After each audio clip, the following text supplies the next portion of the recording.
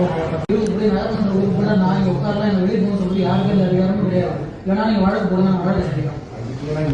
என்ன சார் அப்புறம் பேசுறீங்க? அவங்க அவ்வளோ சமாளிக்குமா சார்? என்ன சார் நாங்கள் கவுன்சிலர் சார், நாங்கள் பிரச்சனை பண்ணல, ப்ரொட்டஸ்ட் பண்ணல, போராட்டம் பண்ணல, அவங்க எதிர்த்து பேசல, சண்டை போடுறதுல யாரும் நாங்கள் நெட்டி தெரியல, திமுக கவுன்சிலர் யாரும் இல்லையே, ஒரு பிரச்சனையுமே இல்லையே. உங்களுக்கு புரியுதா? விதமான திமுகவை சார்ந்தவோ இல்லை சூரியன் சின்னமோ இல்லை ஸ்டாலின் படமோ இல்லை உதயநிதி படமோ அல்லது மா சுப்பிரமணியன் படமோ இடம்பெறவில்லை. கைது செய்யப்பட்ட ஞானசேகரன் படம் கூட இடம்பெறவில்லை. யார் இந்த சார்? இதுதான் இது எந்த கட்சியும் சார்ந்தது அல்ல. இதை பார்த்து ஏன் திமுக நகர்மன்ற தலைவரோ அல்லது நகர்மன்ற உறுப்பினர்களோ ஏன்